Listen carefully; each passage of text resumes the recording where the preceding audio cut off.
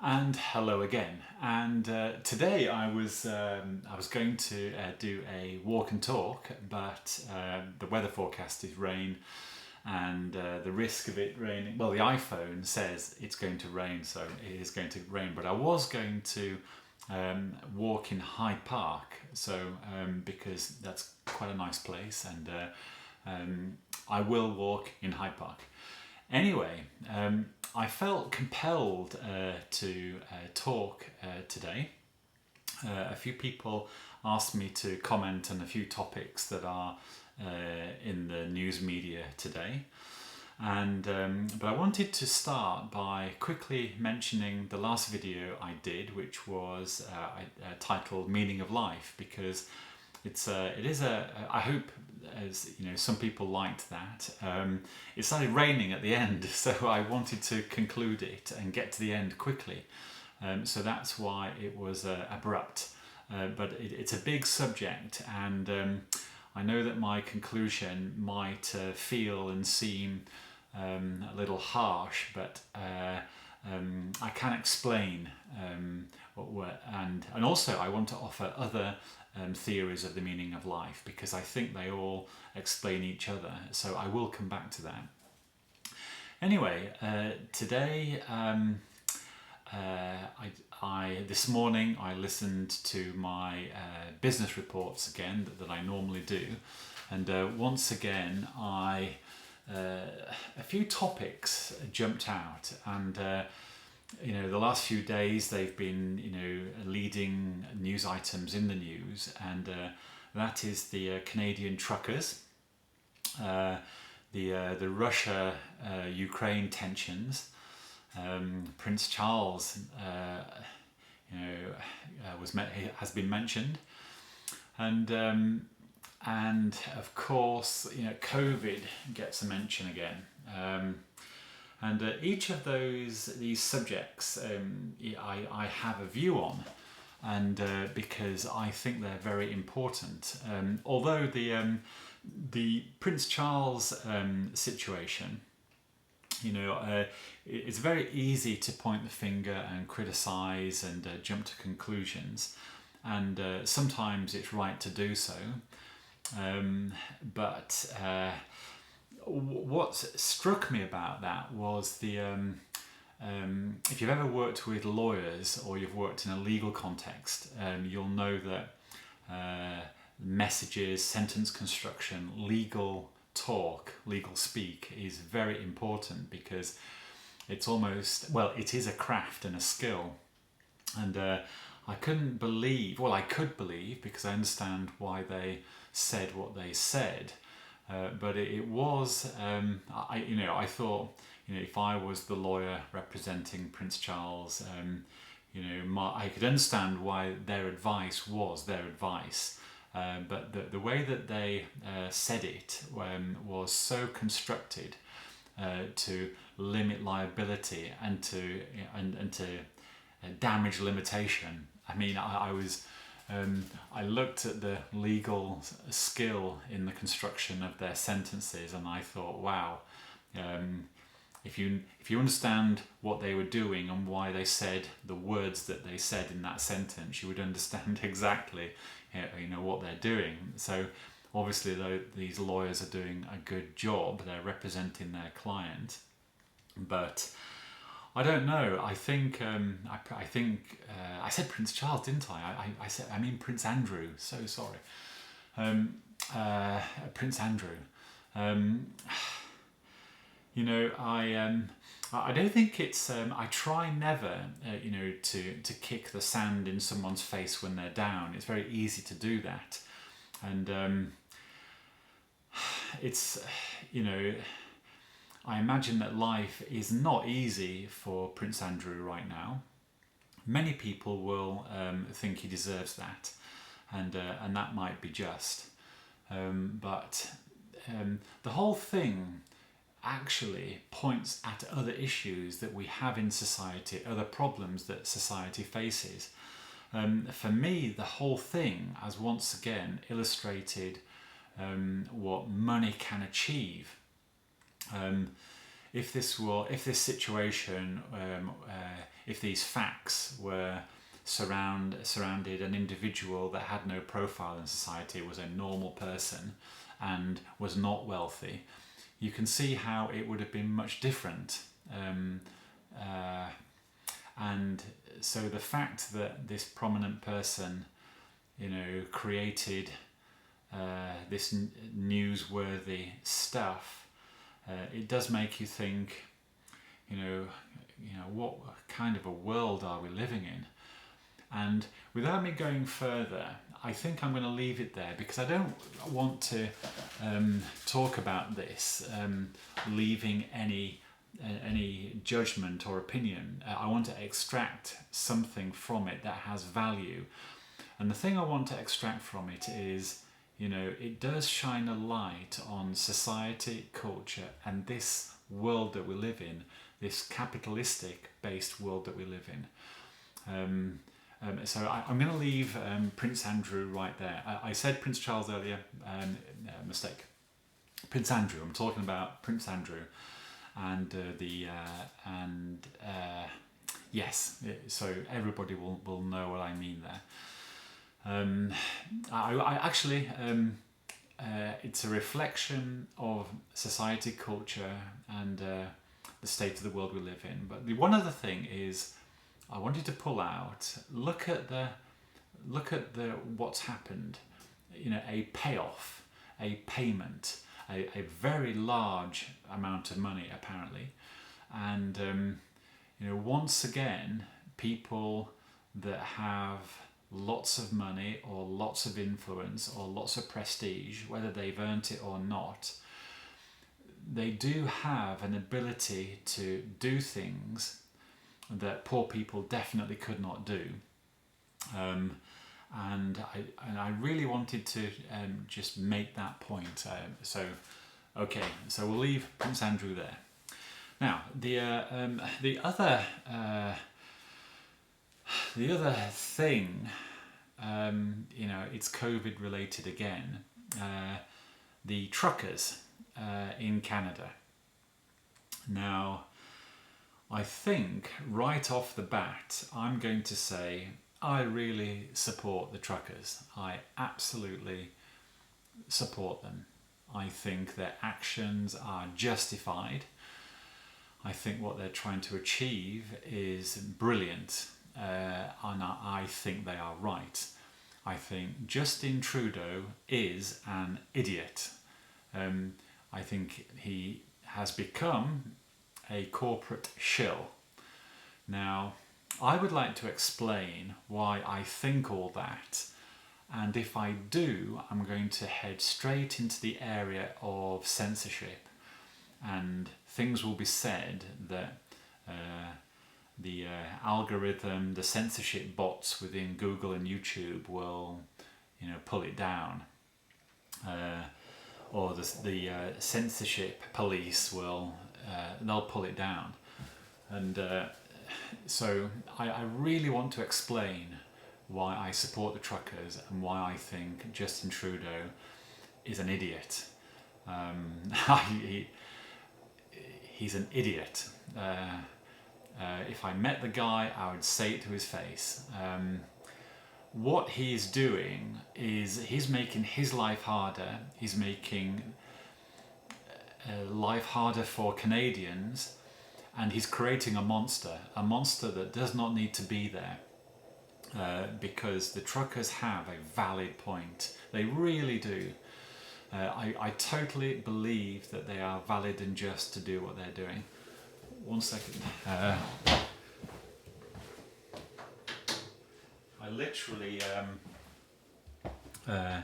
this is literally a coffee break for me, and so I put the coffee on, and I think to myself, right, I will speak to camera, and I have some notes here, and so if you see me look down, I'm looking at my notes, but I really felt compelled to get on camera and say, Justin Trudeau, you are an idiot and a corporate shill, and I would say it to your face if I met you. I obviously, don't know you, and I wish you no harm, but I think you're wrong, and I think what you're doing is wrong, and you are creating a monster, and you're making life harder for Canadians. I think it's a bad call, and your advisors for me are evidence of perhaps a hidden authority within government that the general public are not aware of. So hopefully what I've said there doesn't go over the unclear censorship line that exists, and I'm just offering a point of view. I'm just offering an opinion, and these days Twitter, Google, LinkedIn, Facebook, YouTube, they don't allow you to speak your mind about issues, some political issues, some economic issues, and COVID. They do not allow you to speak your mind about COVID. Right now, if you say anything that is negative towards the vaccine, that's it. It doesn't matter what you've got to say. If what you say is negative in any way to the COVID vaccine, they censor it. Now that is not free speech. We are not living in a free speech world anymore. So there's no point thinking that. So that leads me on to healthcare. I was going to say Russia then, but I'll come to that at the end. Healthcare. Anyone watching the mainstream media is going to arrive at the conclusion that it seems today that healthcare is, everything to do with healthcare is in the shadow of COVID. Remember, killer disease, so deadly you have to be tested to know you have it, and the treatment, the vaccine, is so safe you have to be forced to take it. Again, I wonder if they'll chop that because I've said that. Unbelievable. But everything seems to be, everything in the healthcare industry seems to be suffering the consequences of COVID. Everything. People with cancer treatment has been delayed. Cancer diagnosis has been delayed. Surgeries that were planned have been delayed. Other healthcare measures that are life-saving have been delayed. They have been delayed for a virus that might kill you, it might not. And today it looks like it's gone, because I've been in central London this week, last week, and it looks pretty normal to me. There are traffic jams everywhere, public transport is full, restaurants are full, nightclubs, I understand, are full, bars are full. Everyone is just, it looks like it did before the pandemic. It looks back to normal. Hospitalizations because of COVID seem to be reduced. I mean, it looks normal to me. So everything is back to normal, but yet everything is still in the shadow of COVID, a killer disease that might kill you, it might not. But some people are suffering greatly, if and or dead, because of cutbacks, restrictions, delays, and other services that have been denied because of the what we are told, the importance and the priority of COVID. Remember, COVID might kill you, might not. Cancer treatments that definitely will save your life have been delayed. So I'll just leave that with you. And what is amazing is you cannot talk about it freely on social media, and definitely the mainstream media. They can't even mention it. They can't even mention it. In fact, and they don't. They're not allowed to.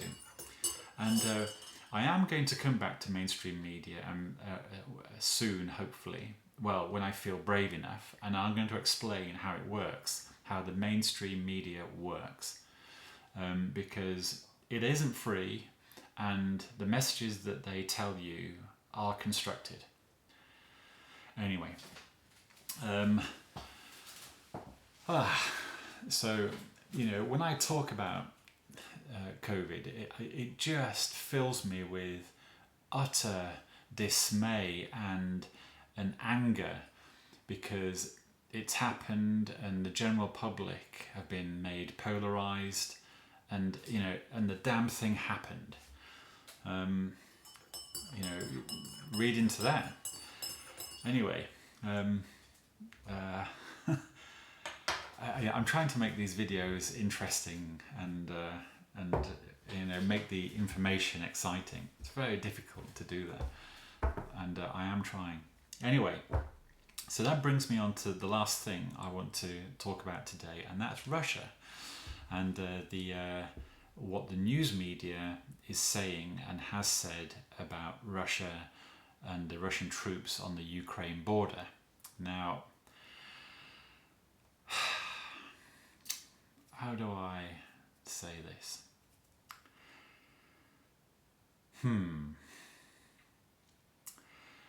You would take the view, if you've been watching the mainstream media in Europe and North America, you would take the view, wow, Vladimir Putin and the Russian army are going to invade Ukraine, because that's what we've been told for the last 7 days. We've been told that it's about to happen, and people that would need to leave if there was a war, they've all been told to leave. American citizens, British citizens, European citizens, they've all been told to leave Ukraine. There's going to be an invasion imminently, right? Because their intelligence sources have all determined this. So watching the news, you would sit back and think, wow, Russia is invading Ukraine. But today, we hear, doesn't look like that they are. Now, we're told that the military capability required to perform that invasion, that's all there, and probably they can prove that. And sure, Russia might be doing that for propaganda reasons, or reasons that they have achieved. It's created this tension, and it's a strategic move. But Putin has himself said, I don't intend to invade Ukraine. Now, maybe he does, but today he has certainly said, I'm not. Ukrainians that you would assume have that knowledge and understanding are saying they don't think there's an invasion likely today. I suppose, next week it could happen. But the media in the last 7 days have almost said it is happening, it's going to happen, and it's constant, every hour, on the hour. Russia and Putin are the enemy. That is the new enemy. It was COVID-19, now it's Putin and Russia. And it's literally about to happen, but it just hasn't happened. And it looks like it's nowhere near happening. So, for me, it again shines a light on the credibility of the mainstream news media. I mean, if you haven't worked it out yet, the mainstream news media doesn't seem to be that good at telling the truth anymore. They seem to be very good at telling you a narrative that benefits one side or another, or benefits an industry, or benefits a large company, or benefits something to do with social control. They're very good at that, but they don't seem to be very good at revealing the real truth, the real facts. They seem very good at presenting stories. I mean, I really think that. And the evidence is actually there. So You know, I can easily prove it, and many other people can. So, but what that does is that the good bits of news that the mainstream news media present, they become defiled because you end up not believing anything that they say. You know, someone like me, I watch the news media, and whatever they say, I simply reverse it to gain what the truth actually might be. So I use it as a reference point in which to understand what the truth might be. But everything they say, I take with a large pinch of salt and assume it's wrong. That's where we've got to with mainstream news media. And as I was saying that, I was thinking maybe I should title this video mainstream news media again. But I think one of the algorithms look for that, and so I'll title it something that hopefully won't attract censorship. Now, I'm going to leave it there, and I don't think I've said anything that warrants censorship. I haven't advised anyone to do anything. I haven't told you misinformation or disinformation or misleading information. I've offered you my opinion about stuff. And I'm about to drop the caveat. I could be talking nonsense. I could be lying. I could be completely wrong. By the way, I'm not lying. Everything I do say, I believe. But which is an opinion. So it's my opinion that I'm telling you. I'm not. I have no ulterior motive to offering this information. It's my opinion. In fact, I offer this information because I want to see improvements. All subject matters that I talk about, the reason I talk about them is I want to see improvement in these areas. It is my opinion that these issues, these topics, these companies, these groups of people are doing something that isn't good, it isn't right, or could be done better. That's why I'm talking about it. I'm not always going to be talking negatively. I do want to make some business videos that I hope will be interesting. I hope people will find them interesting, and they will potentially offer some value to your life, and they will be of some value. It's been I really wanted that. So I'm going to leave it there. Now, I hope this isn't censored. I think people will understand the subtext of what I'm saying. And remember, I'm saying it because I want to create improvement.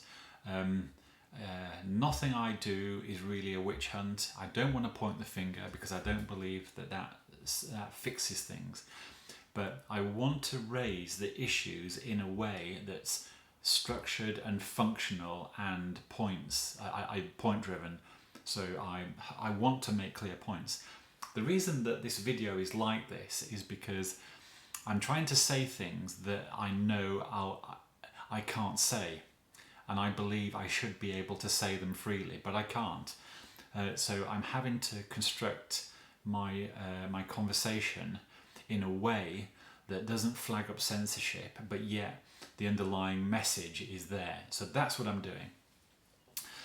And so I hope that this chat, some people will think it's a rant, some people will not like what I'm saying, some people will find it interesting, hopefully. And so at that point, I will leave it there today. And once again, I hope everyone is well. And I hope to come back with some more interesting content very soon. And I hope everyone has a good day. Now, I'm going to try and switch the camera off with this button here. And it doesn't always work. And if it doesn't work, you'll see me flip the camera around and then I'll switch it off on the other side. Anyway, everyone, have a nice day.